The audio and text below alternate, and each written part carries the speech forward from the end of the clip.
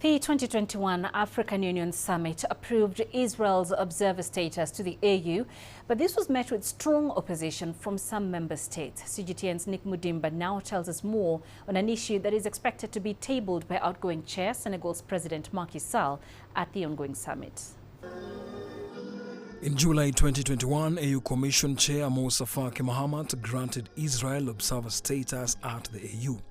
The response was quick and direct as a number of African nations protested the decision. Under the Pan-African Palestine Solidarity, activists from Africa's political, religious and civil societies launched a campaign opposing Israel's observer status at the AU. For Israel, first of all, it's a chance to prove that it's no longer an isolated nation, that it has diplomatic ties with many countries, including particularly, 46 African nations. So probably if many of those 46 African nations started changing their vote in the United Nations, particularly in the General Assembly, this will be an important diplomatic victory for Israel. Prior to the AU, there was the Organization of African Unity, where Israel had observer status. Israel did not regain the same standing once the OAU was disbanded in 2002. Israel submitted two official requests to become an observer, one in 2003 and one in 2016, but both were rejected.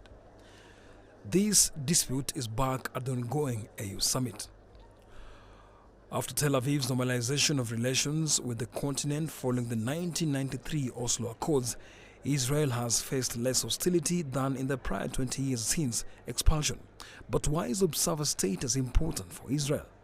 Israel is looking for markets. Israel has, as I mentioned, a lot of trade that they can do with African countries, particularly in terms of providing weapons, security, agriculture. So these are things, maintaining the observer status at the African Union for Israel will be a major diplomatic victory and will be a chance to expand their trade ties and, of course, benefit their own economy. A heavy diplomatic charm offensive has begun in Addis Ababa and is scheduled to conclude with a simple majority vote, which, if conducted secretly, could hold surprises.